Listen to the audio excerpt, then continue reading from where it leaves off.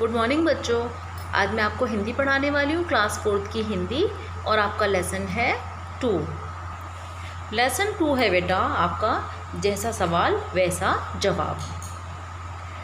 थोड़ा सा बेटा आप अध्याय परिचय देखिए। प्रस्तुत अध्याय में कुछ असंभव से प्रश्नों के उत्तर दिए गए हैं।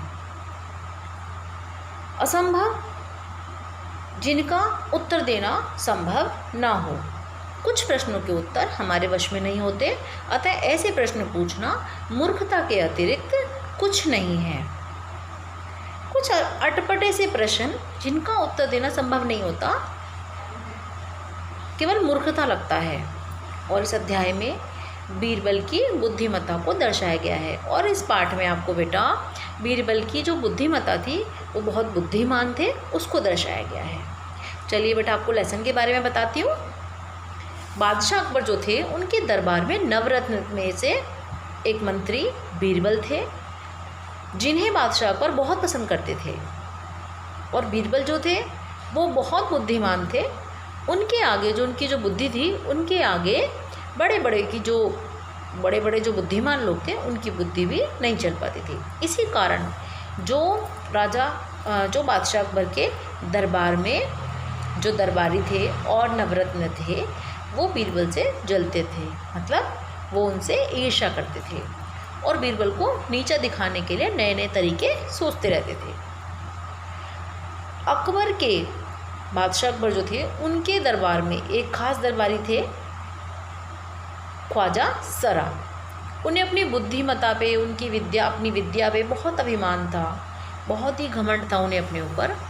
और वो बीरबल को अपने सामने बिल्कुल ही बेवकूफ़ समझते थे। वो ये सोचते थे कि बीरबल को कैसे नीचा दिखाया जाए और बादशाह की नज़रों से कैसे उसको गिराया जाए, जिससे कि बादशाह जो थे, अकबर जो थे, वो बीरबल को हिंदुस्तान से ही निकाल दें। वो ये सोचते रहते थे कैसे करके इसको नीचा दिखाया जाए। एक दिन ख्वाजा सरा जो थे उन्होंने सोचा कि मैं 3 प्रश्न पूछता हूँ बीरबल से, तो वो और ऐसे प्रश्न पूछता हूँ जिनके वो जवाब ना दे पाए। उन्होंने बादशाह अकबर से कहा कि मैं बीरबल से 3 प्रश्न पूछना चाहता हूँ।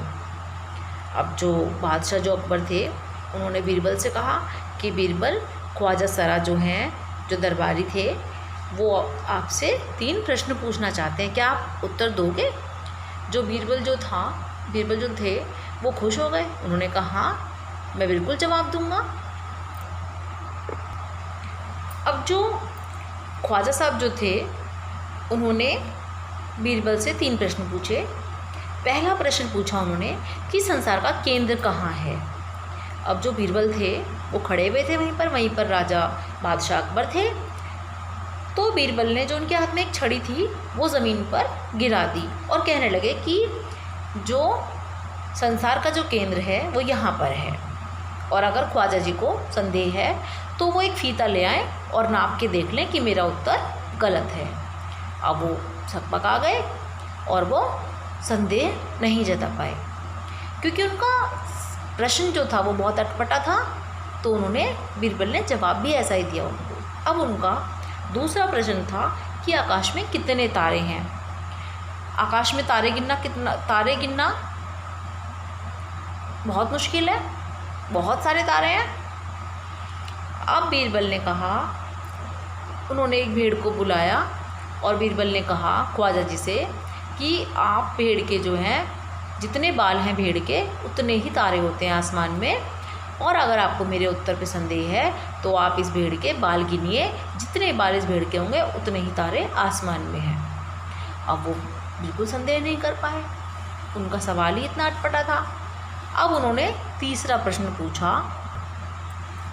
अब जो ख्वाजा थे उन्होंने तीसरा प्रश्न उन्होंने पूछा कि संसार की आबादी कितनी है। बेटा उस समय आबादी को बताना बड़ा मुश्किल था। उन्होंने जवाब दिया, बीरबल ने, कि इस संसार की आबादी तो पल पल घटती रहती है, बढ़ती रहती है, क्योंकि लोग पल पल जीते हैं, मरना लगा रहता है लोगों का। तो उसकी ठीक ठीक संख्या बतानी बड़ी मुश्किल है। अगर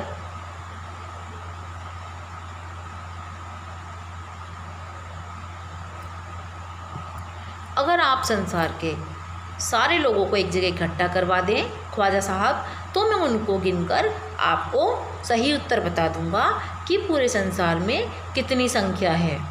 अब जो ख्वाजा जी थे वो नाक मुँह से कोड़ कर बोले, ऐसे गोल मोल जवाबों से काम नहीं चलेगा जनाब।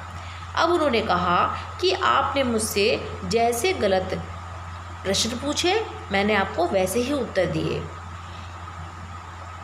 और फिर जब बीरबल ने उनसे ऐसे बोला तो ख्वाजा साहब से कुछ भी उत्तर नहीं निकल पाया। आज का विचार देखिए बेटा, एक अच्छा दिमाग और एक अच्छा दिल हमेशा एक अजय संयोजन होते हैं। अजय संयोजन मतलब दिल को जोड़ने वाले होते हैं। बेटा ये लेसन मैंने आपको समझा दिया है। फिर मिलते हैं नए लेसन के साथ। चलिए तब तक के लिए बाय।